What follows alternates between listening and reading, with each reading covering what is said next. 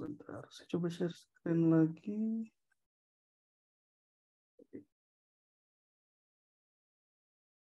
Coba share screen. Kelihatan ya?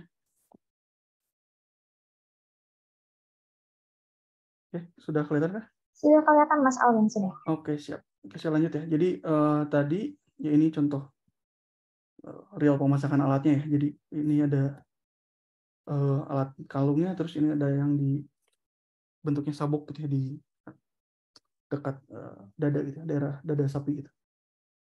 Ini salah satu contoh penerapannya di agriculture gitu yang pernah kami lakukan. Gitu. Nah, selain ini sebenarnya masih banyak lagi gitu ya penerapan IoT ini.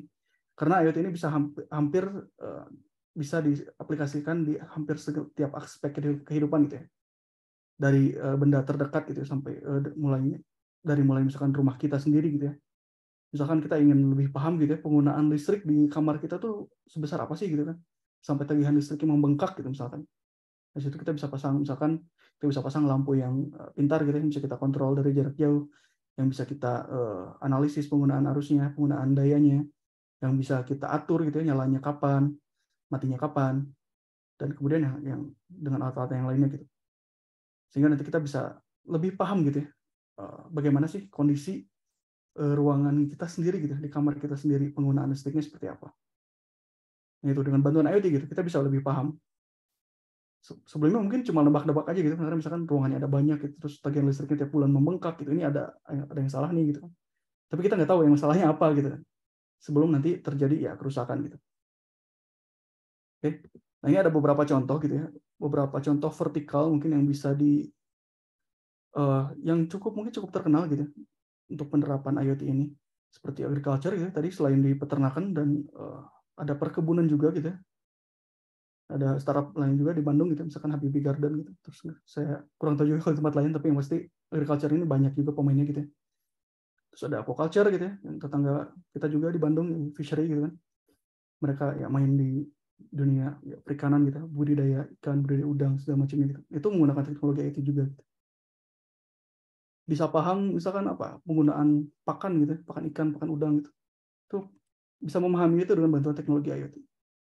Kemudian ada contohnya industrialnya lebih misalkan di pabrik gitu ya, atau di jadi kita bisa tahu misalkan equipment di pabrik itu gitu.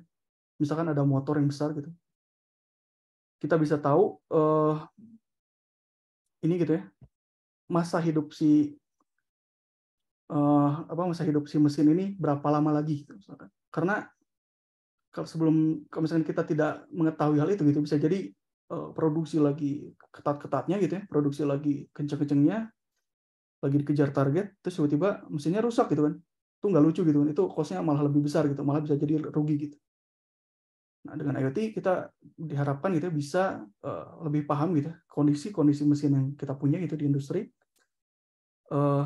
sehingga nanti kita bisa lakukan misalnya preventif gitu ya, preventive maintenance atau predictive maintenance. Jadi kapan melakukan maintenance itu diputuskan berdasarkan data yang dikumpulkan oleh perangkat IoT yang dipasang di mesin-mesinnya, begitu.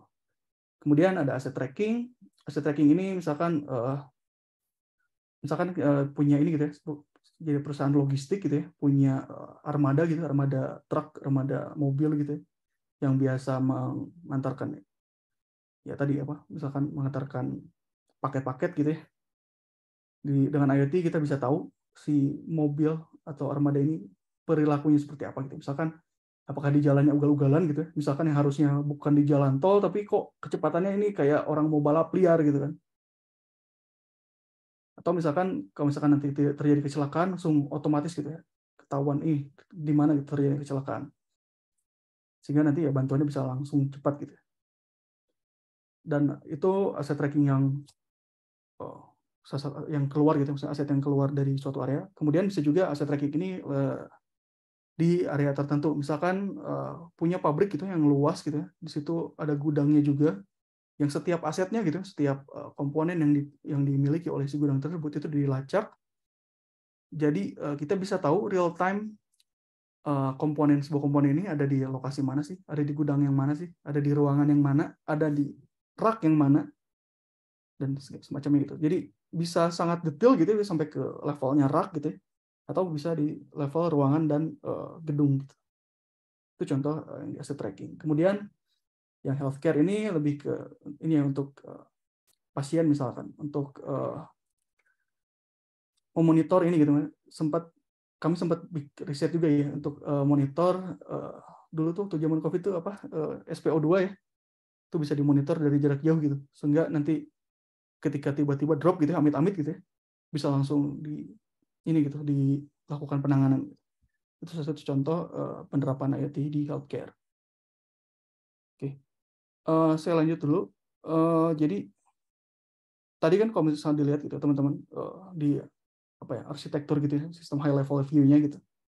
IoT ini terbagi menjadi 3 bagian gitu. Pertama ada things, ada platform atau di cloud gitu ya, dan juga ada di sisi users. Di setiap bagian tersebut itu ada software yang terlibat gitu.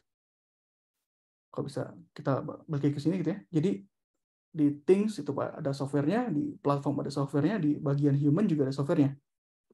Apa aja softwarenya? Banyak. Tapi kalau saya kategorikan ada 3. Nah, jadi untuk yang pertama adalah firmware for IoT devices. Maksudnya setiap perangkat IoT ini gitu kan, dia memiliki setidaknya satu prosesor gitu.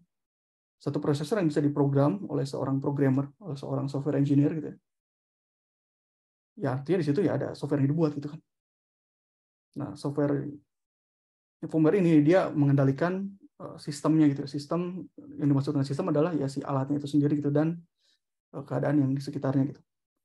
Kemudian ada backend software gitu untuk IT platform. Mungkin kalau teman-teman yang basisnya web gitu, web di sisi backend terutama pasti akan sangat familiar gitu dengan apa yang saya sebutkan gitu.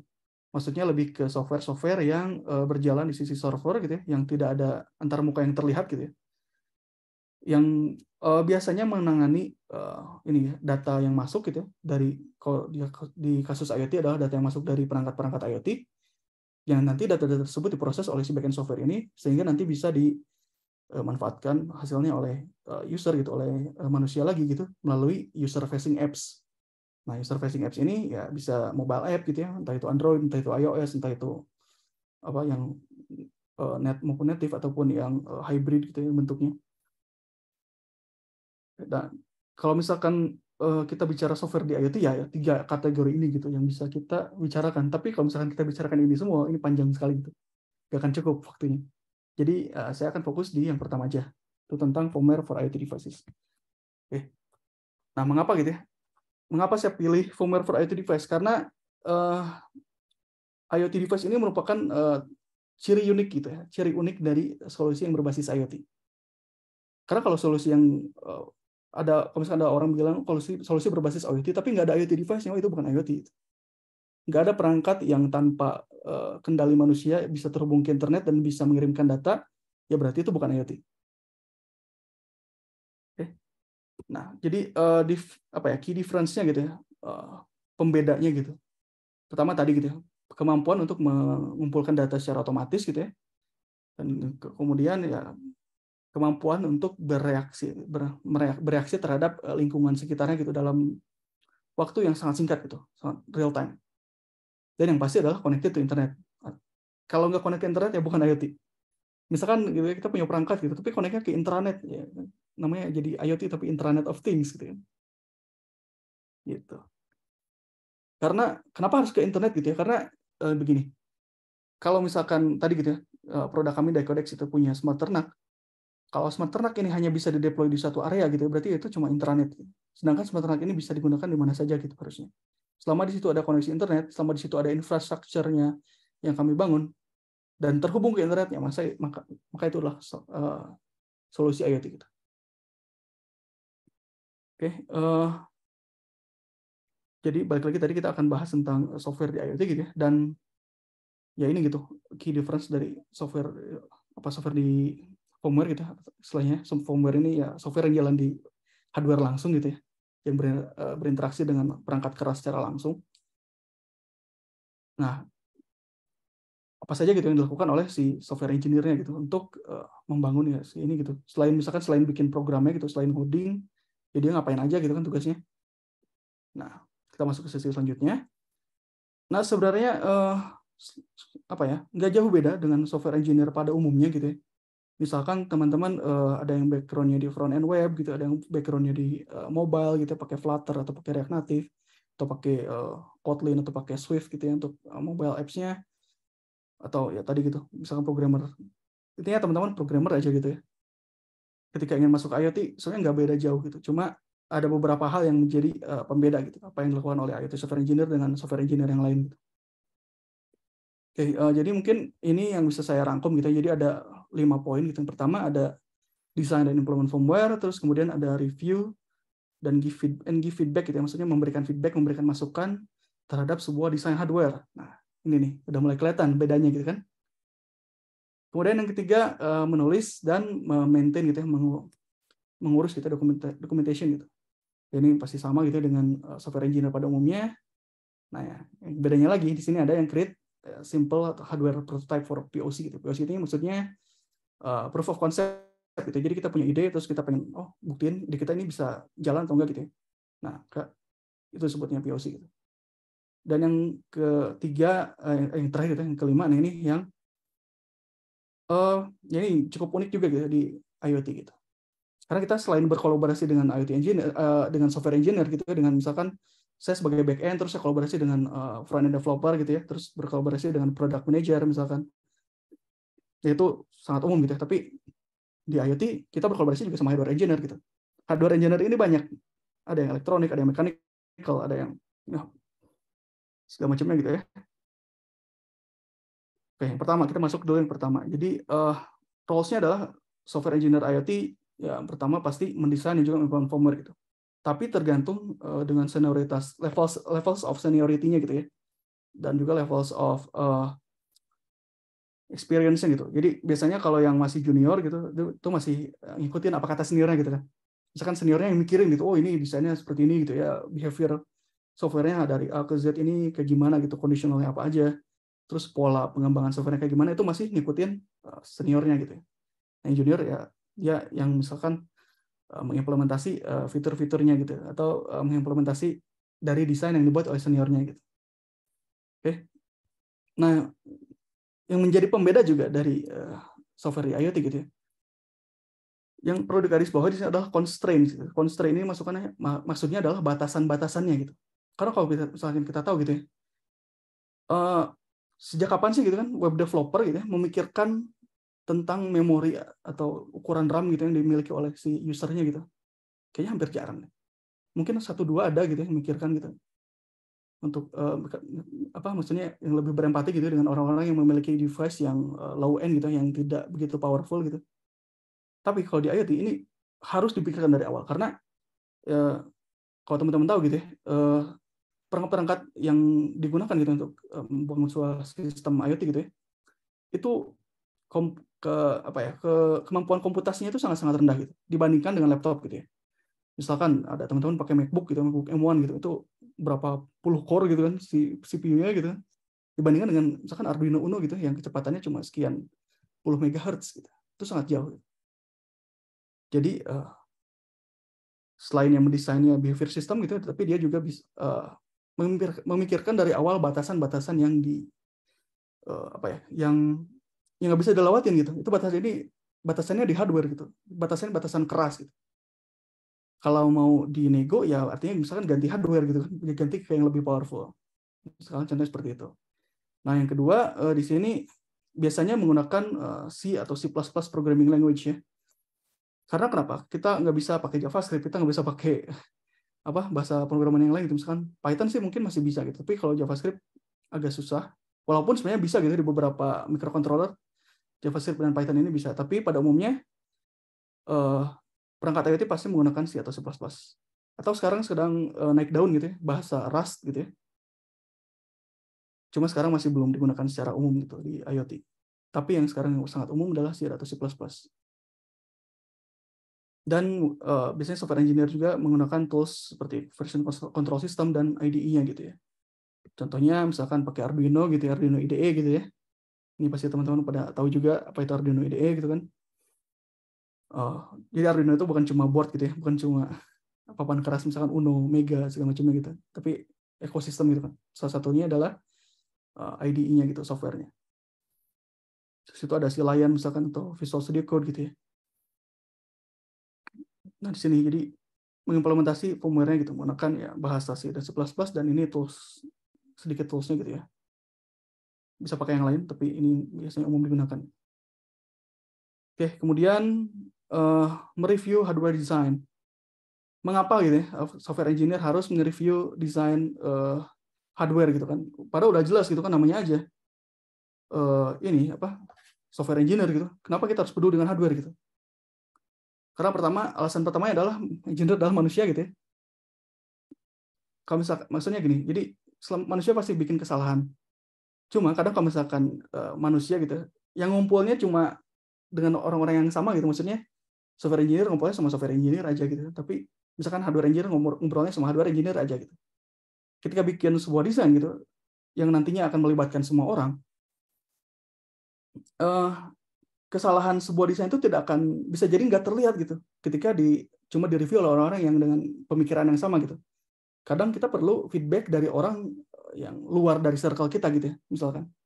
Ya, sebagai software engineer misalkan saya perlu feedback nih dari user gitu kan. Usernya ternyata pengennya kayak gini gitu, tapi yang saya bikin kok malah gini gitu. Jadi nggak match gitu ya. Nah, makanya ini juga di sini juga sama. Jadi software engineer pasti dilibatkan dalam hardware review gitu ya, terutama pada saat fase desain gitu. Cuma lagi-lagi tingkat apa ya, bergantung terhadap tingkat pengalaman dan juga senioritasnya gitu ya. Kalau yang junior mungkin cuma nyimak-nyimak aja gitu karena mungkin belum paham juga apa aja gitu yang di hardware yang didesain gitu kan segala macamnya. Tapi yang senior biasanya pasti udah pasti dilibatkan gitu. Dan yang kedua adalah alasan kedua, kesalahan di hardware itu sangat mahal. Oke. Mahal di sini bukan cuma uang tapi juga waktu. Gini, misalkan saya desain sebuah PCB gitu ya, atau papan elektronik gitu. Saya desain selama 2 minggu gitu ya. Di review cuma beberapa hari ternyata nggak ada kesalahan, tapi setelah dicetak itu selama seminggu, terus barangnya datang 2 minggu kemudian, itu udah berapa? Sebulan ya? Hampir sebulan. Ternyata ada kesalahan, harus dibikin ulang. Selain keluar uang, waktu terbuang. Makanya kesalahan di hardware ini sangat mahal gitu.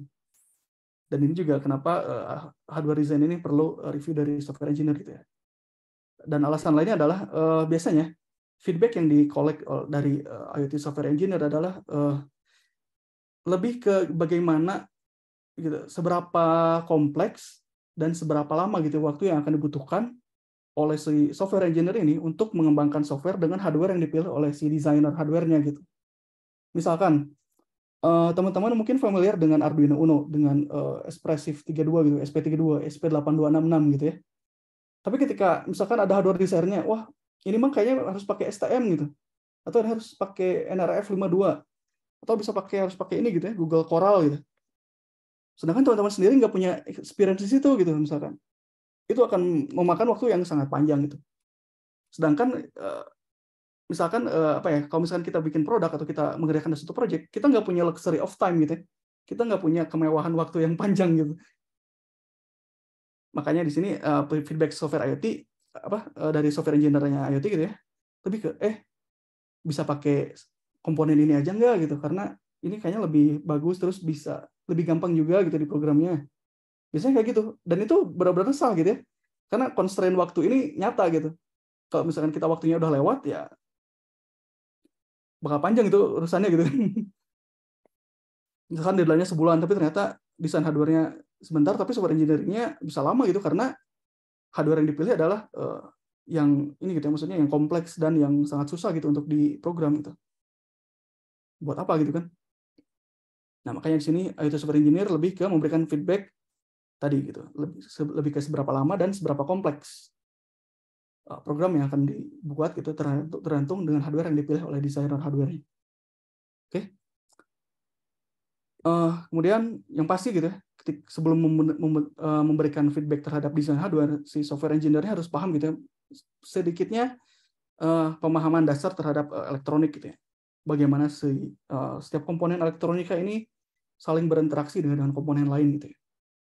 Dan pastinya juga si IoT software engineer ini harus paham bagaimana berkomunikasi gitu ya dengan perangkat lain, misalkan sensor atau layar atau aktuator gitu ya, dengan microcontroller yang dia program. Nah, jadi ketika sudah mencapai tahap sana ya sudah mulai bisa memberikan feedback terhadap hardware design gitu ya. Gitu. Nah, kemudian yang ketiga ini maintain dokumen gitu, menulis dan maintain dokumen. Kenapa ini sangat penting? Karena yang pasti adalah dokumentasi itu akan sangat membantu gitu ya, engineer yang lain gitu. Termasuk diri kita sendiri. Gini, misalkan saya pada titik ini gitu, misalkan saya bikin software gitu untuk misalkan untuk smart ternak tadi gitu ya. Tapi saya nggak bikin dokumentasi apa-apa nih. 6 bulan kemudian produknya dikembangin. Ada versi baru gitu, ada yang keluarin, terus ada orang baru yang masuk, nggak ada dokumentasi. Ini yang baru masuk ini akan sangat kesulitan gitu untuk melanjutkan pekerjaan yang kita lakukan sebelumnya gitu. Jadi dokumentasi ini sangat penting gitu, karena kita bisa membantu orang lain untuk memahami apa yang kita lakukan gitu, sebagai software engineer gitu. Dan kemudian tadi juga kita juga bisa mendokumentasikan bagaimana si perilaku sebuah sistem itu yang kita buat gitu ya. Jadi bukan cuma apa saja yang kita buat, tapi bagaimana sistem yang kita buat ini bekerja gitu dengan software yang kita buat. Oke. Nah, yang ketiga,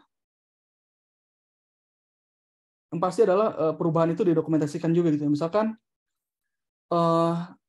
ini gitu ya, misalkan saya bikin firmware smart ternak gitu, terus awalnya pakai metode misalkan prosedural gitu ya, prosedural, terus kemudian saya memutuskan gitu sebagai senior, kita adopsi misalnya desain pattern visitor gitu atau desain pattern apa gitu ya, atau pola pemrograman apa gitu. Nah, itu harus didokumentasikan juga, karena kalau enggak nanti orang lain yang akan masuk gitu untuk membantu kita itu akan kebingungan juga. Lagi-lagi gitu. Kita tujuannya adalah membantu engineer yang lain gitu. Kemudian ketika kita mengadopsi sebuah paradigma baru juga, biasanya itu enggak langsung otomatis semuanya terubah gitu. Karena misalkan kita bikin sebuah software system itu udah sangat kompleks, terus kita pengen adopsi cara baru gitu ya, itu kita nggak bisa langsung otomatis ganti semuanya, pasti bertahap itu, pasti bertahap. Nah, kalau misalkan itu tidak didokumentasikan, ya orang akan kebingungan, kok ini ada dua hal yang berbeda nih gitu kan, ada dua cara yang berbeda. Tapi ketika ada dokumentasinya, orang akan, oh ini lagi migrasi gitu, ini lagi menggunakan cara yang baru gitu. Situ gitu, jadi orang lain paham gitu. Dan yang keempat adalah ketika kita ingin kita ingin mengubah sesuatu, kita bikin dokumen yang namanya ada RFC gitu ya. RFC ini adalah request for comments gitu ya. Ini sangat terkenal digunakan di beberapa organisasi juga, dan yang mungkin bisa secara dilihat gitu secara langsung tuh seperti dokumentasi ini protokol-protokol internet, misalkan protokol autentikasi OAuth 2 gitu, itu ada dokumen RFC-nya. Terus dokumentasi JWT gitu ya, JSON Web Token, itu ada dokumen RFC-nya. Nah, ini juga ya gitu. Ketika kita ingin membuat sebuah perubahan gitu ya, kita apa yang menjadi alasan gitu ya, perubahannya apa gitu. Kemudian bagaimana cara menerapkan perubahannya ini gitu. Dan nanti ada misalkan analisisnya dan segala macamnya gitu. Dan pastinya itu akan didiskusikan di lingkungan ya sesama rekan software engineer atau bahkan dari yang lain juga gitu. Misalkan dari atasan atau dari departemen lain gitu, misalkan dari user, dari segala macamnya gitu, itu bisa di sini juga. Tapi biasanya RFC ini lebih ke teknikalnya gitu. Misalkan kalau di software berarti tentang softwarenya aja gitu. Biasanya dilibatkan ya engineer juga dan ya superiornya gitu. Oke. Kemudian toolsnya banyak gitu ya. Salah satu contohnya ada Notion, ada Miro, terus ada Whimsical gitu ya. Ini bisa bentuknya kolaborasi juga gitu. Jadi ketika di Notion kita ngetik apa, nanti orang lain bisa komen gitu. Oh, ini kalimatnya ini kurang misalkan. Terus ini kalimatnya kurang sesuai misalkan gitu. Misalkan untuk Miro dan Whimsical ini biasanya digunakan untuk ya gambar-gambar gitu. Misalkan bikin gambar diagram, nanti kita copy gitu ya diagramnya ke Notion gitu. Tapi nggak terbatas di tools ini aja gitu, bisa menggunakan tools yang lain. Oke. Nah, kemudian yang menjadi ciri unik IoT software engineer adalah kemampuan untuk membuat prototype hardware gitu, tapi dengan skala yang kecil dan juga kompleksitas yang terbatas gitu. Maksudnya kita nggak bikin desain hardware gitu dari from scratch, nggak. Jadi kita kayak bisa bikin, misalkan saya mau bikin perangkat IoT gitu pakai development board gitu. Contohnya ya ada Arduino gitu kan. Nah udah, jadi kita nggak bikin papan PCB yang terus kita pasangin microcontrollernya apa gitu kan. Tapi kita pakai yang udah ada, yang sudah ready untuk diprogram gitu oleh software engineer-nya. Oke, dan tujuannya adalah untuk memvalidate sebuah idea gitu, untuk memvalidasi sebuah ide secara cepat gitu. Karena kalau misalkan kita apa ya, misalkan kita punya ide, terus kita kebayang gitu kan, pikirin terus gitu ngelamun, sehari itu nggak akan selesai-selesai gitu. Kalau misalkan kita penasaran gitu dengan sebuah ide yang kita pikirkan, ini akan berhasil atau enggak gitu, maka kita bikin POC gitu atau proof of concept gitu. Caranya ya dengan menggunakan ready to use development kits gitu ya. Ya contohnya di sini ada Arduino misalkan, terus ada situ ada Coral Devboard gitu ya. Ini dari untuk AI di microcontroller gitu. Kemudian ya contohnya seperti ini gitu ya, Raspberry Pi Pico gitu ya, ini microcontroller keluarnya Raspberry Pi. Ya nggak jauh-jauh dari ada board microcontroller seperti ini gitu ya, ada development board seperti ini gitu ya, yang dipasangkan ke sebuah breadboard gitu ya, yang di situ kita colok-colok pakai kabel gitu, kita pasang ke LED, kita pasang ke sensor lain misalkan. Ya gini gitu prototyping atau POC ini gitu ya, yang di level software engineer gitu. Ketika dengan hardware yang seadanya seperti ini gitu, terus kita bisa tulis softwarenya, terus kita bisa validasi, ternyata idenya valid gitu ya, jalan gitu idenya. Oh ya udah, itu bisa langsung dilaporkan gitu supaya nanti bisa langsung masuk jadi proses gitu idenya gitu, bahwa ide ini tuh jalan gitu. Kalaupun misalkan gagal ya udah gitu kan, kita nggak keburu bikin desain, kita nggak keburu ngabisin banyak waktu, tapi kita udah tahu duluan nih, oh ternyata ide yang kita punya ini nggak bisa dipakai gitu, gagal gitu, it's okay gitu kan. Nah ini salah satu keunikan dari seorang IT software engineer kita dibanding software engineer yang lain. Mungkin sama gitu ya, software engineer lain misalkan backend developer bisa POC juga, tapi yang nggak ada hardware yang dilibatkan gitu, selain laptopnya dia gitu, atau handphonenya gitu mungkin, kalau perlu ngetes dari handphone gitu kan. Tapi kalau di IoT ya kita bisa butuh hardware yang spesifik gitu ya, seperti ini gitu. Nah yang terakhir adalah ya kolaborasi dengan engineer. Ini mah trait gitu yang harus dimiliki oleh semua software engineer gitu. Cuma khususnya untuk IoT software engineer harus membangun hubungan yang kuat gitu ya, terutama dengan hardware engineer gitu. Kenapa? Karena ya tadi gitu ya, ini kan untuk bikin suatu IoT device itu kan susah gitu ya. Hardware engineer harus ngedesain, terus ada yang assembly hardware-nya juga, terus kita software engineer-nya, kita harus bikin firmware-nya. Cuma ketika ada kesalahan gitu ya, ini kita biasanya gitu, ini pengalaman gitu, saya berbicara berdasarkan pengalaman gitu. Biasanya saling nyalahin gitu, yang software nyalahin yang hardware gitu ya, yang tukang assembly nggak nyalahin yang desain nyalahin yang firmware gitu. Itu lingkaran setan gitu, itu saling salahin ini nggak baik gitu untuk iklim atau suasana di kantor gitu atau di tempat kerja gitu. Nah makanya software engineer itu harus ya punya relationship yang kuat gitu ya, hubungan yang kuat dengan hardware engineer gitu. Karena ketika kita misalkan menghadapi sebuah kesalahan gitu ya, itu harus dihadapi dengan ini juga gitu, dihadapi dengan kepala yang dingin gitu, dengan tujuan yang sama gitu. Kita ingin solve masalahnya gitu. Kalau misalkan tadi udah diskusi, udah dicari bersama-sama gitu, ternyata salahnya di software engineer, oh ya udah terima gitu kan, karena semua orang udah meng-acknowledge itu bahwa itu adalah kesalahan software engineer. Terus kalau misalkan ternyata memang kesalahannya di hardware gitu, ya udah no hard feelings gitu, karena semua udah tahu, sama-sama tahu gitu bahwa kesalahan itu ada di hardware gitu maksudnya. Oke, kemudian ini saya akan coba cepat aja gitu karena ini udah mulai masuk ke sesi terakhir. Jadi tips and tricks itu untuk teman-teman yang ingin memulai sebagai IT software engineer gitu ya, karena lagi-lagi gitu, bahkan saya pun gitu backgroundnya bukan IoT software engineer gitu awalnya saya adalah seorang web developer gitu. Awalnya saya ya cuma bikin web, cuma bikin back end gitu kan, pakai JavaScript, terus bikin web pakai HTML, CSS gitu kan. Tapi kok tiba-tiba bisa jadi software engineer IoT gitu kan. Nah yang pasti adalah ini gitu ya, harus paham dulu gitu cara memprogram sesuatu itu pakai C atau C++ gitu. Karena ya tadi IoT kalau mau pakai JavaScript silahkan, tapi ya nggak akan jauh gitu mainnya gitu, jalannya nggak akan bisa jauh. Tapi C dan C++ ini bisa diterapkan di hampir semua jenis microcontroller ya, karena teman-teman tahu gitu bahwa setiap jenis microcontroller itu beda-beda juga, tapi bahasanya adalah sama gitu, pakai bahasa C atau C++. Kemudian ya tadi kalau misalkan mau belajar C++ untuk IoT, misalnya teman-teman bisa ikutan ya, bootcamp, bisa ikutan ya, webinar kayak gini gitu.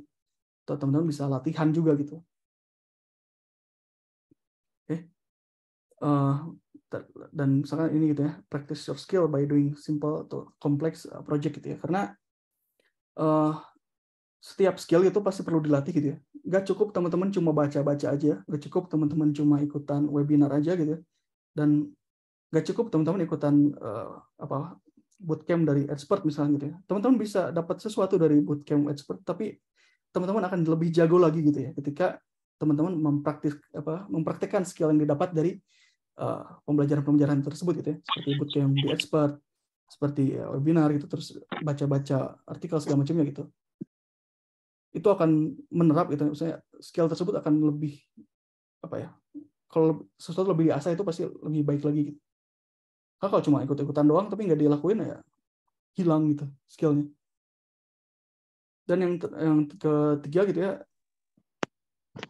pastikan belajar bahasa Inggris juga gitu, karena ini fakta yang tidak bisa tidak bisa disanggah adalah banyak resource belajar gitu, sumber belajar yang sangat-sangat bagus gitu, kualitasnya itu dalam bahasa Inggris gitu. Bahkan hampir semua dokumentasi mikrokontroler itu adanya pakai bahasa Inggris gitu, nggak ada yang pakai bahasa Indonesia. Paling yang pakai bahasa Indonesia yang dibuat oleh orang-orang Indonesia aja gitu, sebagai tutorial misalkan atau segala macamnya. Dan yang terakhir adalah ya cari bantuan gitu dari teman sendiri gitu atau dari mentor-mentornya gitu. Dan yang pasti kita yang harus minta bantuan gitu, karena orang lain pasti sibuk sendiri gitu kan. Kalau misalkan kita tahu orang lain itu sibuk tapi kita tetap minta bantuan gitu, dia pasti akan menyempatkan waktunya gitu, walaupun cuma beberapa menit untuk membantu menyelesaikan masalah yang kita punya. Oke, gitu. Oke, mungkin terakhir ini akan saya cepat aja gitu ya. Jadi contoh proyeknya tadi gitu ya, ada smart ternak gitu yang ini biasa saya lakukan. Di sini softwarenya banyak gitu ya, ada web apps, ada mobile apps, ada firmware-nya gitu ya. Nah, contohnya kalau untuk di firmware tadi yang pasti ada berkaitan dengan data akuisisi gitu ya. Data apa aja yang kita perlu ambil gitu. Ini software engineer harus tahu data apa aja yang perlu diambil, kemudian bagaimana caranya gitu ya. Artinya dia harus tahu bagaimana caranya berkomunikasi dengan sensor, berkomunikasi dengan komponen lain. Kemudian kapan kita harus meng-acquire datanya gitu ya. Misalkan 5 menit sekali, 1 jam sekali, 1 hari sekali, atau ketika ada trigger gitu dari input yang lain. Kemudian bagaimana caranya mengirimkan data gitu, karena ini salah satu unique point-nya juga gitu dari sistem IoT gitu. Kapan kita harus mengirimkan data yang kita akuisisi gitu. Apakah 5 menit sekali, apakah 10 menit sekali, apakah sejam sekali, dan seterusnya gitu. Dan bagaimana caranya kita mengirimkan data tersebut gitu. Entah itu melalui wireless gitu, Wi-Fi, seluler, LoRa, NB-IoT, atau Bluetooth gitu misalkan. Dan data apa saja gitu yang perlu kita kirim gitu. Karena nggak semua data harus dikirim. Misalkan seperti itu.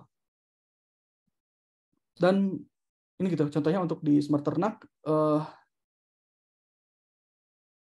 karena ini alatnya ditempel di sapi gitu, jadi si alat ini harus bisa hidup selama mungkin gitu, minimal misalkan 1 bulan 2 bulan gitu. Jadi situ harus diatur tuh strategi bagaimana seberapa lama si alat ini bangun gitu dalam sebuah siklus gitu. Dan kemudian harus seberapa lama juga si alat ini harus tidur gitu untuk menghemat energi. Kemudian main sama ayah aja. Main sama ayah aja kalau gitu. Bagaimana kita tahu gitu penggunaan daya dari alat yang kita bikin gitu, apakah bisa low power atau enggak gitu.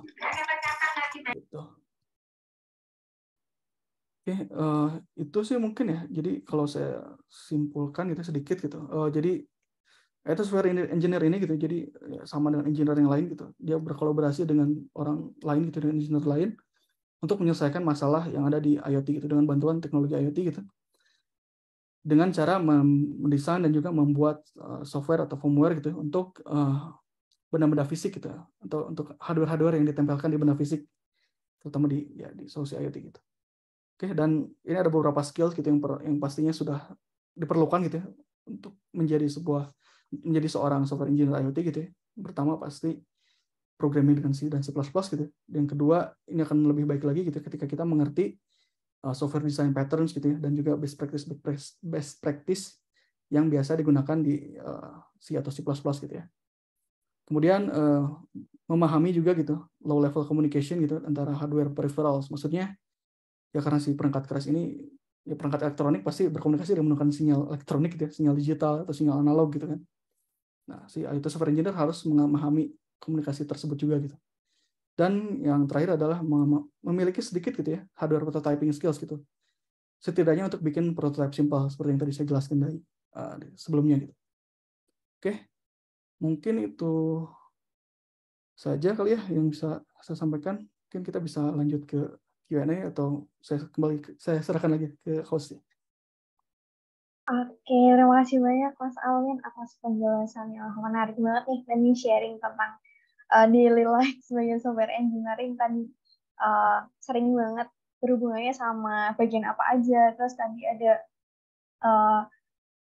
tools-toolsnya apa aja buat IoT software engineering. Terus tadi juga ada tipsnya banyak banget nih. Yang banyak teman-teman serang. Mungkin teman-teman di sini udah pada mulai screen. Tadi juga sempat nge-screenshot. Kemudian juga mungkin nyatet kalau niat banget gitu. Terima kasih banyak Mas Alwin untuk materinya. Wah, menarik banget nih. Panjang banget, tapi ini poin-poin penting banget dalam software engineering IoT. Wah, menarik.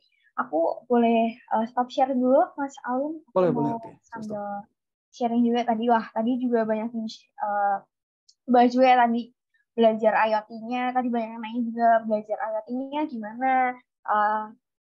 Channel YouTube apa nih yang bisa buat belajar IoT. Nah, pas banget nih, kita selanjutnya akan masuk ke sesi Q&A nih teman-teman. Tapi sebelum itu aku mau share sesuatu dulu nih teman-teman. Nah, tadi kita udah belajar banyak, kita udah nggak get to know lagi, tapi kita udah tahu banget tentang IoT software engineering. Tadi Mas Alwin banyak sharing ya. Tadi kalau Mas Alwin tadi fokusnya lebih ke IoT yang tentang peternakan. Wah, menarik banget. Ternyata IoT itu banyak banget yang masih bisa digali, masih banyak banget yang bisa dipelajari gitu.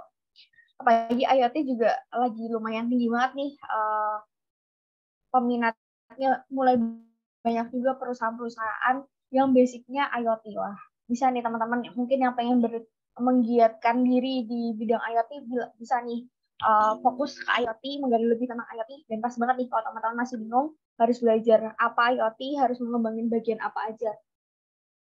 Teman-teman pas banget, kita lagi punya program khusus dari expert.id yaitu Intensive Bootcamp menjadi IoT Engineer, which yang udah nggak bisa kayak itu lagi karena banyak banget gitu.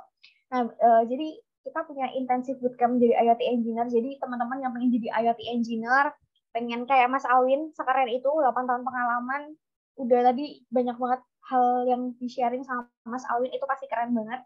Nah, teman-teman kalau pengen menjadi IoT Engineer, teman-teman bisa nih ikut Intensive Bootcamp menjadi IoT Engineer by Expert yang bakal dilaksanain di April bulan depan, setiap hari Selasa sama hari Jumat nih teman-teman. Jadi malam hari, karena kebetulan pas barengan sama Ramadan, jadi nanti waktunya akan disesuaikan kembali sama tim expert gitu. Nanti bisa didiskusikan ketika teman-teman udah join gitu. Nah, kelasnya nanti via Zoom, teman-teman online, interaktif via Zoom, malam hari, 8 sesi intensif selama sebulan. Jadi selama sebulan full, teman-teman 8 kali pertemuan akan belajar menjadi IoT engineer yang keren, yang sesuai sama apa yang dibutuhkan oleh perusahaan gitu.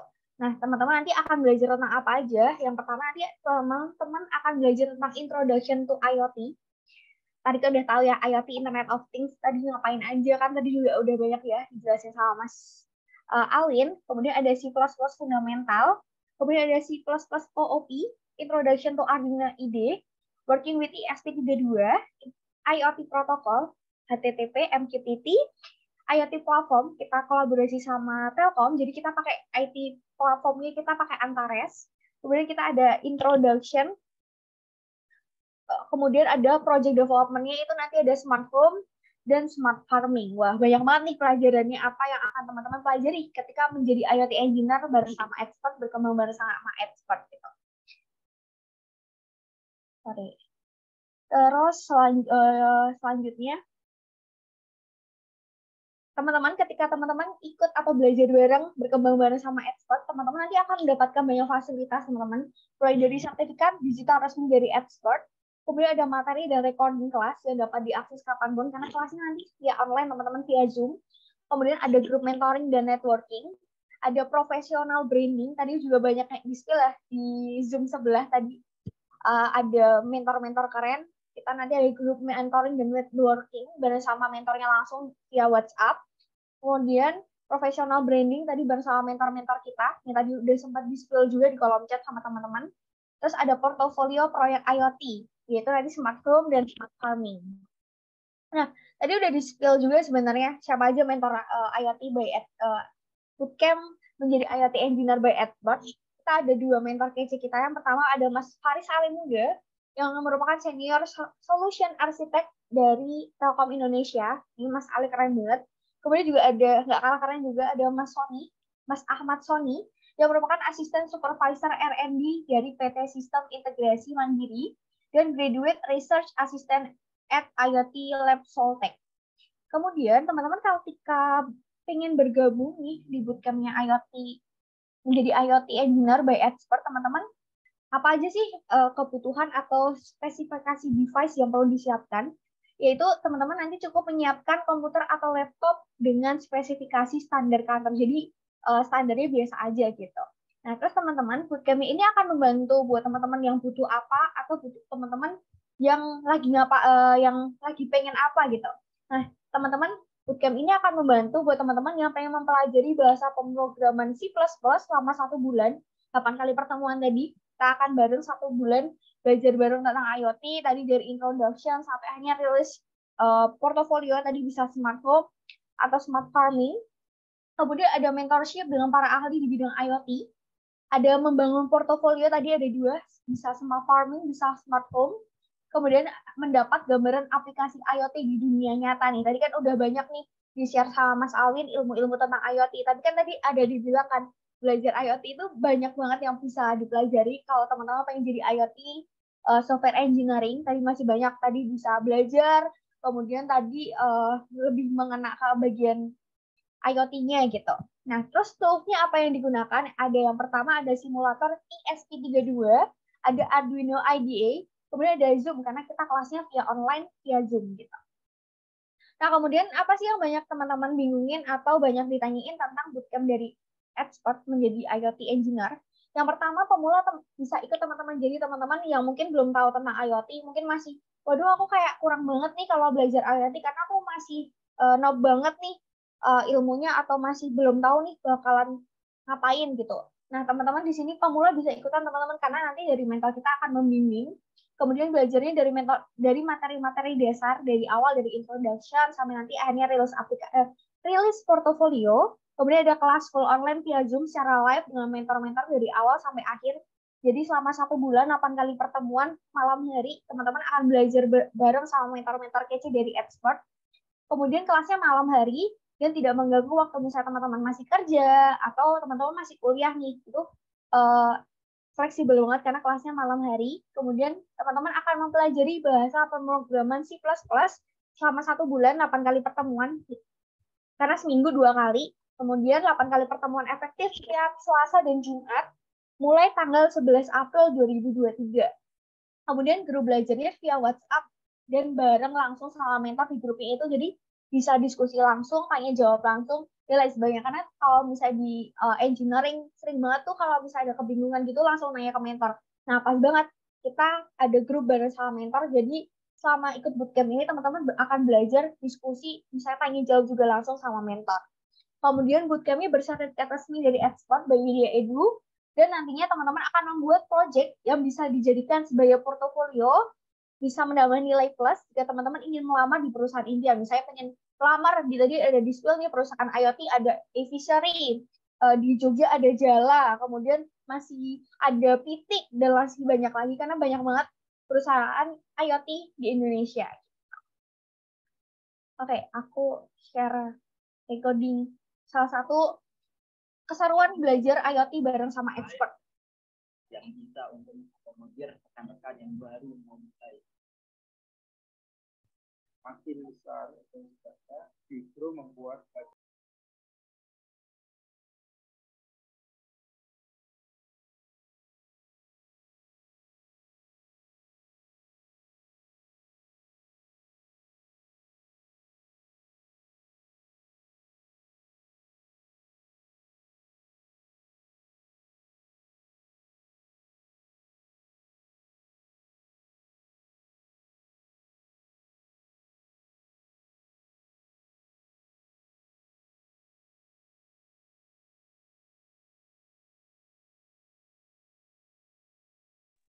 Oke, tadi itu adalah kelas trailer atau bentuk gambaran kelas IoT bareng expert. Tadi bareng sama mentornya, tadi ada Mas Foni, Mas Ale, dan masih banyak lagi keseruan belajar IoT bareng expert. Kemudian di bootcamp kita itu sudah ada kurang lebih 2.000 peserta yang bergabung nih, mulai dari programming lainnya gitu. Kemudian apa sih kata alumni bootcamp IoT batch 8? Batch 8 tuh batch yang lalu. Cool. Jadi bootcampnya expert ini cool, apalagi banyak prakteknya langsung. Jadi kalau misalnya engineering, misalnya ngoding atau misalnya praktek banyak, nah itu pas banget karena kita banyak praktikum, jadi bisa praktek langsung, bahkan bisa paham cara kerja IoT, bahkan microcontroller. Wah, mantep banget ya. Nah, kemudian ini ada testimoni dari salah satu peserta dari bootcampnya expert IoT.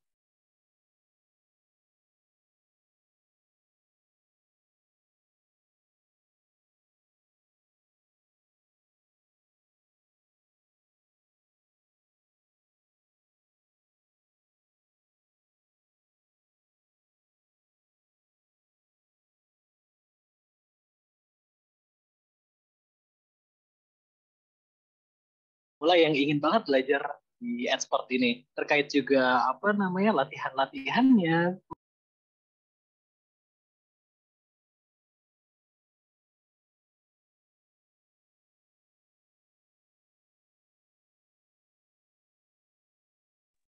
Oke, tadi udah banyak ya, tadi udah jelasin nih bootcampnya expert itu kurikulumnya apa aja, fasilitasnya apa aja. Kemudian tadi juga ada testimoni dari berbagai para peserta bootcamp IoT by expert. Kemudian tadi juga ada rekaman atau sneak peek nih kelas expert itu kayak gimana nih, walaupun online, kira-kira seinteraktif apa. Wah, tadi udah ada sneak peeknya ya. Dan pas banget nih di malam hari ini, di malam hari yang cerah karena nggak hujan, dan kebetulan juga besok weekend, kita punya promo nih teman-teman, khusus buat 8 peserta webinar malam hari ini. Kita ada diskon 100.000 dengan cara chat IoT ke CRM Expert atau admin WA Group ke nomor 0821 2382 4483. Jadi teman-teman silahkan nih yang pengen belajar IoT lebih lanjut lagi, pengen berkarir nih sebagai software engineering IoT software engineering, tapi masih bingung nih harus belajar dari mana, kemudian portofolio apa sih yang bisa aku pamerin di HRD. Wah, teman-teman bisa nih ikutan bootcamp expert, pas banget kita juga punya promo untuk 8 peserta aja webinar malam hari ini, diskon 100.000, jadi tadi harganya dari 499 jadi 399 dengan cara chat IoT ke CRM expert atau admin WA Group. Nah, ini kan baru khusus peserta webinar malam hari ini. Nah, tadi aku lihat banyak banget teman-teman mahasiswa, teman-teman yang pengen skripsian tentang IoT atau masih pengen nih bingung berkarirnya nanti kalau misalnya aku sebagai mahasiswa pengen berkarir di engineering bagian mana nih. Nah, pas banget juga kita punya beasiswa atau scholarship, tadi sempat banyak yang bahas tentang ada giveaway nggak ya. Nah, pas banget kita punya beasiswa atau scholarship buat 13 peserta yang masih mahasiswa di webinar malam hari ini dengan diskon tadinya dapat 100.000 ditambah lagi diskon 50.000 scholarship dengan cara chat mahasiswa IoT dan kirim KTM yang masih berlaku ke crmexpert.id atau admin WA Group ke nomor yang sama. Jadi teman-teman silakan ya kalau misalnya mau gabung, pengen belajar IoT lebih lanjut lagi, pengen berkarir sebagai software engineering di bagian misalnya smart farming, smart home, atau mungkin di IoT yang lebih luas lagi, teman-teman silakan ikut bootcampnya expert dengan cara pakai promonya tadi kalau misalnya teman-teman pengen dapat harga spesial untuk 8 peserta webinar malam hari ini dan 3 mahasiswa webinar malam hari ini. Jadi buat 11 orang spesial di malam hari ini. Tadi ada kurikulumnya, ada introduction sampai akhirnya rilis project development, smart home dan smart farming, dan masih banyak lagi. Wah, semoga malam hari ini teman-teman makin semangat ya buat belajar IoT. Nah, pas banget setelah sesi tadi jawab-jawab, kita masuk ke sesi Q&A nih teman-teman. Tapi kebetulan waktunya agak mepet, jadi mungkin kita pilih 3 peserta untuk sesi Q&A. Gimana ya Mas Alwin? Apakah berkenan, Mas? Boleh, Mbak. Oke, siap. Ini Mas Alwin mau pilih atau mungkin langsung on cam, on mic aja nih buat teman-teman yang pengen bertanya gitu. Kayaknya pada pertanyaannya agak jelimet-jelimet gitu ya bahasa Jawanya. Ya, cukup banyak ya pertanyaannya.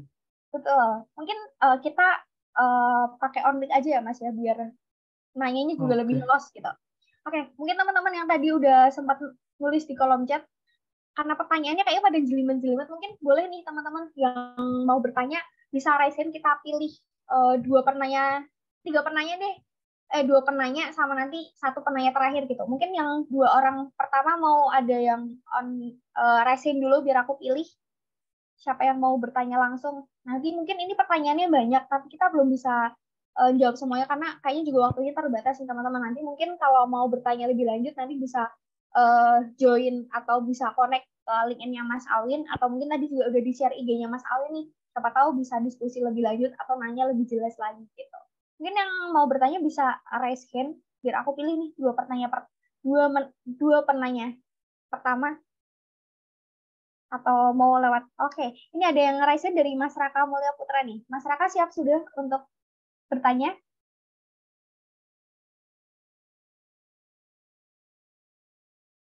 Oke, ini kayaknya suaranya ini ya, nggak kedengeran ya Mas Raka ya?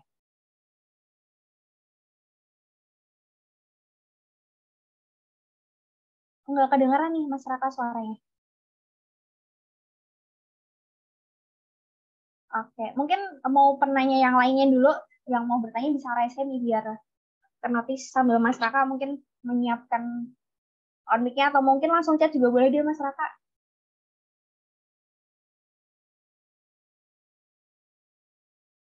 Oke.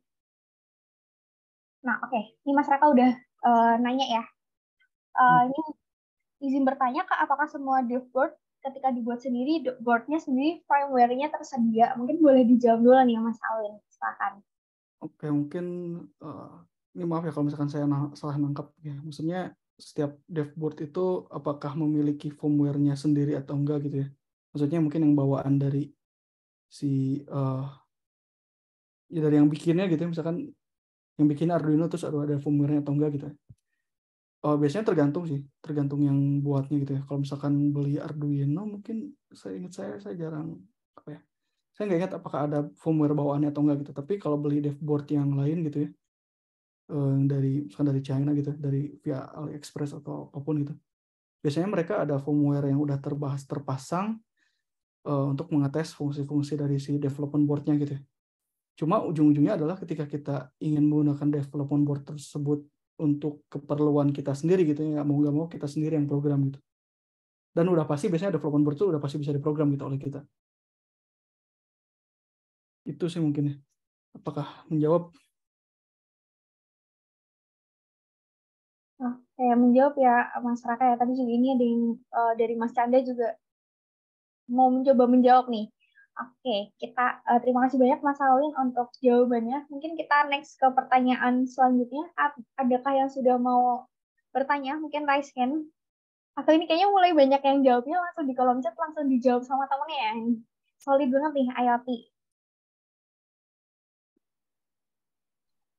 Oke, Mas Rio raise hand nih. Oke, silakan Mas Rio. Tapi sebelumnya aku sambil izin reminder ya teman-teman, silakan nanti sambil mendengarkan sesi Q&A, nanti teman-teman juga silakan untuk mengisi link presensi yang sudah dikirimkan sama tim operatornya expert. Jangan lupa diisi sesuai namanya, biar nanti sesuai juga sertifikatnya, dan misalnya teman-teman misalnya mau digunakan juga biar namanya juga benar. Oke.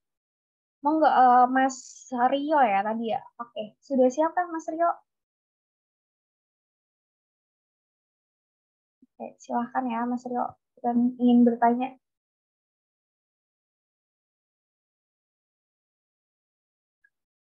Apakah tidak jadi? Tadi ada yang raise hand juga yang lain. Mungkin boleh raise hand kembali biar aku notice. Halo, tadi yang raise hand, jadi raise hand. Oke, Mas Muhammad Hanif, silahkan Mas. Jika ingin bertanya bisa on mic ya Mas. Terima kasih Mbak, mau bertanya sedikit, izin bertanya ya. Jadi mungkin tadi kan penjelasan IoT-nya sangat menarik. Lah saya ada satu pertanyaan, mungkin bisa dikasih gambaran, adakah proyek yang IoT itu sekiranya untuk anak SMK itu bisa dipelajari gitu. Mungkin salah satunya kan terkait budget ya. Jadi mungkin yang bisa direkomendasiin buat anak yang baru belajar IoT di kalangan anak SMK mungkin. Kurang lebihnya pertanyaannya seperti itu. Terima kasih. Oke, Oke, baik. siap. Makasih Mas Muhammad Hanif. Silahkan Mas Alwin, boleh dijawab. Oke, menarik nih Mas pertanyaannya. Kebetulan baru kemarin juga saya datang ke sekolah saya sendiri gitu ya. Kebetulan SMK juga.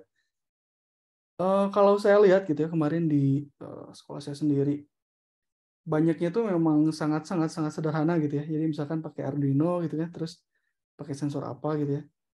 Contohnya adalah misalkan membuat sistem apa ya, pengairan otomatis gitu ya. Jadi misalkan di control relay gitu untuk membuka ini air gitu ya. Kemudian nanti datanya misalkan dikirim ke mana gitu ya, ke handphone misalkan. Bisa kayak gitu ya, salah satu contoh sederhananya mungkin. Terus ya bisa banyak lagi, misalkan bikin apa ya, sistem ini gitu ya, buka gerbang otomatis gitu ya. Tapi kan kalau misalkan kita pakai gerbang sekolahnya sendiri mungkin wah ribet gitu ya, itu panjang urusannya. Tapi bisa pakai misalkan pakai maket gitu ya. Jadi siswanya bikin maket gitu, bikin miniatur, disimulasiin gitu. Ini ketika ada mobil gitu, pakai mobil-mobil Hot Wheels misalkan gitu ya. Udah mendekati ke pagarnya gitu ya, di situ ada sensor apa gitu. Misalkan otomatis terbuka gitu. Yang nanti kejadian membuka pagar ini misalkan dikirimkan ke yaitu ke handphone gitu atau ke sebuah web gitu. Itu cukup bisa seperti itu sih. Jadi kalau saya lihat kemarin emang rata-rata banyaknya pakai maket gitu ya. Jadi bisa mensimulasikan dunia nyata gitu ya. Kayak misalkan tadi untuk contohnya untuk membuka pagar segala macamnya gitu, itu jadi bikin maketnya saja gitu. Dan alatnya pun sebenarnya nggak perlu rumit-rumit, sebenarnya lebih ke apalagi untuk siswa SMK mungkin lebih melatih cara berpikirnya aja gitu. Misalkan kalau ada kejadian apa gitu yang tercapture atau yang tertangkap oleh sebuah sensor, maka harus melakukan apa gitu. Bisa dimulai dari situ dulu gitu. Contohnya tadi misalkan ada mobil mendekati pagar, otomatis terbuka gitu. Mungkin gitu ya. Mas Alwin dulunya SMK mana? Saya dulu SMK Negeri 1 Cimahi. 4 tahun dulu. Wih, mantap banget nih SMK. Mantap banget nih. Selalu excited nih, karena SMK ini pandai nih. Keren-keren banget, akhirnya jadi engineer juga nih. Tadi semoga menjawab ya Mas Hanif ya. Tadi terkait proyek Iya. apa sih yang sebenarnya bisa dikerjakan oleh siswa SMK nih. Pas banget nih, aku mungkin juga agak nyambung dikit nih. Pas banget, expertnya Iya. juga salah satunya punya kolaborasi juga kelas industri bareng sama SMK Adia ya. Yang tadi aku sebutin di awal, itu kita kolaborasi tentang kelas IoT dan Arduino. Biasanya kalau misalnya SMK, waktu itu kita kolaborasinya, dia minta IoT gambarannya adalah produk-produk yang islami banget gitu waktu itu.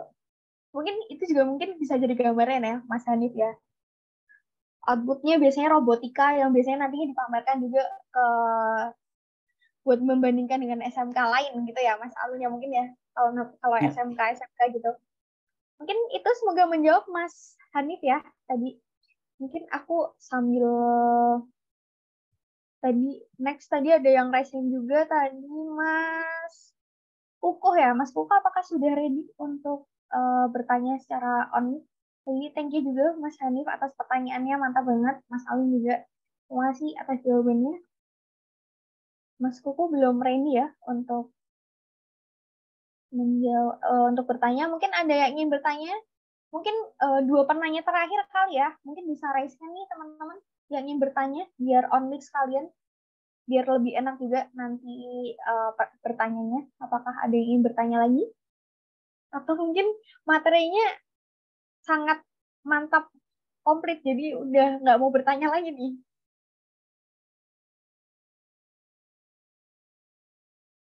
Oke, ini by the way tadi yang udah tanya di chat juga udah dibalas, nanti akan udah dicatat sama Mas Alwin, nanti bisa ditulis setelah acara. Wah, thank you banget Mas Alwin. Ini nggak ada yang mau nanya on mic sekali lagi nih. Kapan lagi loh sharing bareng sama Mas Alwin? Mas Alwin ngebela-belain belum balik ke rumah atau belum balik ke kosan, masih di kantor demi sharing session nih sama teman-teman peserta webinar IoT by Expert nih malam hari ini. Oke, ini mungkin aku chat pertanyaan dari Kak Chandra kali ya, Mas ya. Bagaimana cara meyakinkan pemilik usaha agar mau menerapkan IoT? Wah, ini agak-agak ini menarik nih. Monggo nih Mas Alwin buat dijawab juga. Wah, ini agak bagi saya ini cukup sulit ya, karena kebetulan gitu saya di Decodex memang perusahaan yang IoT first gitu ya, bukan ngerjain yang lain baru IoT gitu, tapi udah IoT dari awal gitu ya. Sejak Decodex lahir itu udah IoT gitu. Jadi kebetulan agak mungkin apa ya, bisa jadi tadi gitu ya, berangkat dari cerita yang saya ceritakan itu. Tadi misalkan ya kebutuhannya yang jelas gitu. Misalkan ketika kita mau melakukan sesuatu gitu ya, misalkan membutuhkan data yang cukup banyak gitu dalam waktu yang misalkan entah itu singkat atau panjang gitu, tapi itu tuh intinya tidak bisa dilakukan oleh manusia gitu. Ya misalkan kalau saya nggak tahu ya bisnisnya mungkin apa gitu, tapi misalkan kalau misalkan di PDAM gitu ya, pemerintah gitu, misalkan pengen memonitor si saluran airnya gitu, itu kalau pakai manusia nggak bisa 24 jam sehari gitu kan. Kalau misalkan ada kebutuhan untuk memonitor data dalam waktu yang itu extended time gitu, maksudnya nggak bisa dilakukan oleh manusia gitu, misalkan 24 jam sehari, itu udah pasti butuh IoT gitu. Dan yang itu cara mungkin teknisnya mungkin ya, ada buktinya gitu mungkin dari datanya gitu. Yang kedua yang pasti cara non teknisnya adalah ya dekati orang yang dekat dengan pemilik usahanya gitu ya, supaya bisa mempengaruhi pemilik usahanya tersebut gitu. Karena ya kalau misalkan kita nggak punya pengaruh terhadap orangnya sendiri gitu, kita nggak bisa sebenar apapun itu data yang kita sajikan gitu, sekuat apapun bukti yang kita berikan, ya kalau orangnya nggak mau mendengar kita ya susah gitu. Jadi kita harus punya pengaruh terhadap orangnya juga gitu. Nah itu betul tuh orang dalam itu power gitu. Karena ketika ini ranahnya keputusan gitu, ini pasti ya masuknya ke situ gitu. Nggak cukup gitu dibuktikan dengan data saja gitu, dengan bukti-bukti empiris saja gitu. Tapi emang harus ada influence secara personal gitu. Itu sih mungkin ya. Oke, siap. Mantap, Mas Alwin. Terima kasih banyak atas jawabannya. Yang pasti jawabannya paling utama adalah orang dalam is the first mover ya, teman-teman. Jadi, pas banget nih, teman-teman kan ikut webinar malam hari ini, pasti juga banyak dapat relasi-relasi baru. Nah, coba nih, mungkin digali, siapa tahu ada salah satunya juga para bisnismen yang nantinya bisa diajak kolaborasi di bidang IoT ya. Mas Chandra mungkin misalnya mau ngembangin bisnis di bidang IoT atau mungkin mau pitching nih ke dunia IoT gitu. Oke. Terima kasih banyak Mas Alwin atas jawabannya. Tadi juga Mas Chandra atas pertanyaannya. Itu tadi juga menjadi pertanyaan terakhir sebelum kita semakin larut untuk diskusi IoT. Mungkin setelah ini kita akan mempersiapkan mendengarkan closing statement ya dari Mas Alwin ya. Tadi udah materinya, udah tips and trick. Kita nanti juga akan akhiri dengan closing statement sambil nanti kita juga punya sesi foto bersama sama Mas Alwin. Jadi teman-teman silakan nih sambil persiapan on cam juga, sambil kita memberikan reaction nih ke Mas Alwin, seberapa keren Mas Alwin malam hari ini memberikan sharing tentang software engineering di IoT, kemudian tadi tips and trick, tadi juga jawab diskusi-diskusi dari teman-teman satu persatu. Mantap banget. Oke, ini mungkin Mas Kris nih ya, sekali ya. Terakhir ya Mas Kris ya, ini ya mungkin ya pertanyaannya. Boleh nih Mas Kris on mic. Mau nggak Mas Kris? Ya. Sambil teman-teman yang lain on cam juga. Ya, makasih Mbak atas waktunya. Saya mau nanyakan buat itu nanti untuk pelatihan di expert yang buat selanjutnya. Gimana untuk pelatihannya waktu praktek ketika udah diprogram. Terus alat yang kita punya itu kan belum tentu semuanya ada di beberapa alat kita yang udah dibeli, misalnya contohnya Arduino, belum sesuai semua perangkatnya udah ada. Untuk jalannya seperti apa ya ntar pelatihannya? Oke, siap Mas Kris. Terima kasih banyak pertanyaan yang menarik nih. Berarti pengen jadi IoT engineer ya nih Mas Kris ya. Nah, Iya. jadi kalau untuk pelatihannya itu sendiri, ada alatnya juga. Kita juga nanti mempersiapkan juga untuk IoT-nya. Nah, tapi sebelum kita mempersiapkan IoT, yang pasti pertamanya teman-teman silahkan untuk gabung dulu nih bootcamp IoT-nya Expert, karena kita akan belajar banyak hal.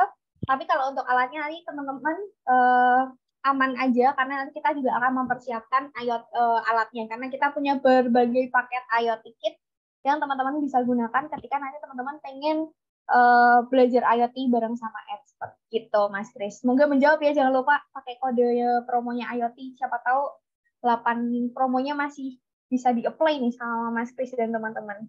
Mungkin itu Mas Kris terjawab ya, semoga silakan Iya. ditunggu chatnya Terima kasih, sama Mbak. CRM ya. Oke, thank you.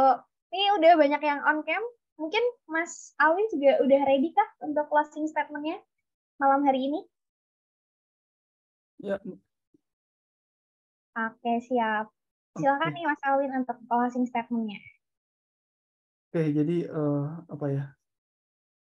Mungkin bagi saya gitu ya, software ini cukup menarik gitu, tapi setelah ketemu dengan IoT gitu ya, ini makin ini lagi gitu. Jadi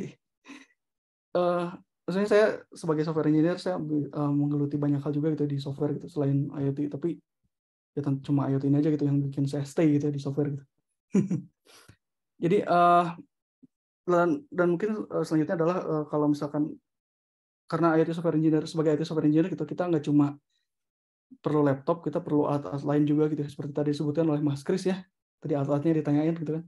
Nah, kita gitu kalau misalkan ingin berkembang lebih jauh lagi gitu ya, kita emang harus ada membuat pengorbanan gitu ya, mengeluarkan biaya lebih gitu, untuk salah satunya untuk membeli alat-alat gitu ya, entah itu yang ada di marketplace lokal atau bahkan impor gitu di luar, terutama ketika ingin menjelajahi lebih luas lagi gitu ya. Seperti ini misalkan ini saya punya nggak kelihatan ya, ini dashboard Coral, ini buatan desain Google gitu, ini nggak bisa kita beli di lokal gitu. Tapi ketika kita ingin mempelajari hal itu gitu, kita harus melakukan pengorbanan gitu dan mengeluarkan uang lebih gitu untuk membeli alat itu gitu. Dan itu sebenarnya tantangan yang cukup ini gitu ya, sangat menantang gitu di dunia IoT gitu, karena selain butuh modal laptop dan segala macamnya gitu, kita butuh beli alat juga gitu untuk belajar gitu. Oke, jadi kalau ingin lebih jauh lagi gitu ya, harus melakukan pengorbanan gitu ya, dengan mengeluarkan uang gitu, terutama untuk beli alat-alat yang diperlukan gitu untuk kita belajar gitu, untuk kita mengembangkan diri lebih lanjut lagi gitu ya. Anggap aja gitu investasi gitu. Dan kemudian ya tadi gitu, kita juga harus mengeluarkan pengorbanan lagi gitu ya, entah itu uang, entah itu waktu, entah itu tenaga gitu, dengan belajar gitu, entah itu melalui secara mandiri gitu ya, baca-baca, lihat YouTube gitu, atau ikutan workshop atau bootcamp di seperti di sini gitu ya, di Expert gitu misalkan. Karena ya itu anggap aja sebagai investasi bagi diri kita sendiri gitu ya, bukan buat orang lain gitu. Oke, paling itu sih closing statement-nya gitu. Jadi kita harus willing to make sacrifice gitu ya, untuk kemajuan diri kita sendiri. Oke, terima kasih banyak Mas Alwin. Ternyata step untuk menjadi seorang IoT software engineer ini banyak banget ya yang perlu dikorbankan, tadi waktu, uang, belajar, dan pastinya juga punya niat ya untuk belajar IoT engineer gitu. Thank you banget Mas Alwin atas materinya malam hari ini, sharingnya tadi banyak banget. Sharingnya dari mulai tadi mungkin penjelasan tipis-tipis IoT, kemudian tadi lanjut ke daily life-nya sebagai seorang IoT software engineer itu seperti apa. Bagi Mas Alwin yang background-nya sebelumnya bukan IoT, tapi web developer, lalu kemudian berkarir sebagai IoT, wah mantap banget. Kita bisa acungi banyak jempol ya. Silakan nih teman-teman, biar kita, tadi kan juga udah dapat nih materi dari Mas Alwin, keren banget ya. Boleh nih kita minta reaction-nya dari teman-teman nih di kolom Zoom. Wah, nih tadi ada jempol nih dari Mas Nanda dan teman-teman yang lain. Oke, terima kasih banyak.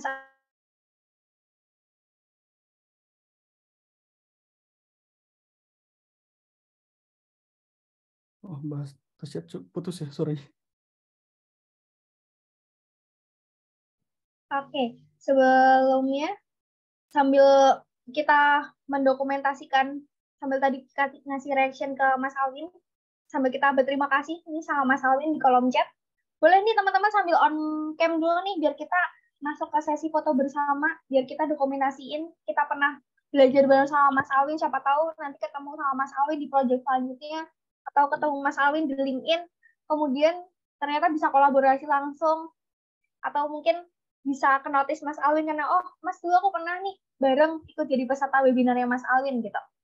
Nah silakan udah pada siap nih on cam, Mas-mas, mbak-mbak yang ganteng, yang cakep, yang sudah ready, yang dari tadi mendengarkan materi dari Mas Alwin secara khusyuk dan tawadu. Oke, siap? Sudah on cam semua? Tim operator apakah sudah siap nih untuk screenshot? Siap. Silakan Kak Tasyi. Oke, siap. Sudah siap untuk screenshot ya. Mungkin kita masuk ke, kita ini ada 5 slide. Kita mulai dari slide 1 dulu. Aku aba-aba untuk fotonya mungkin dari slide 1, 1, 2, 3. Oke, siap. Mungkin slide kedua kita move. Masih ada yang on cam juga nih. Walaupun ada yang tidur, ada yang ini, mantap. Nggak apa, tetap semangat untuk belajar menjadi software engineering.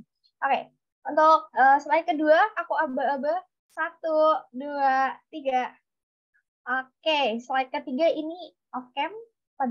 Slide ketiga ini pada off cam, oke. Kita slide keempat juga pada off cam, siap. Oke, sekali lagi terima kasih banyak untuk Mas Alwin atas materi malam hari ini. Nggak nyangka para peserta webinar IoT malam hari ini interaktif banget, banyak yang nanya, banyak yang diskusi, bahkan bantu jawab juga di kolom chat. Terima kasih banyak. Jangan lupa teman-teman juga bisa mengisi link absensi yang sudah dikirimkan. Jangan lupa diisi sesuai namanya. Biar nanti sertifikatnya juga sesuai nama-namanya, dan sertifikat akan dikirimkan H+3 di hari kerja ya teman-teman. Jadi nanti bisa ditunggu, nanti dari tim expert juga akan share untuk sertifikatnya. Gitu. Jadi ditunggu aja, jangan lupa kalau habis dapat sertifikat bisa share keworthitan webinar malam hari ini, sharing dari Mas Alwin malam hari ini di LinkedIn.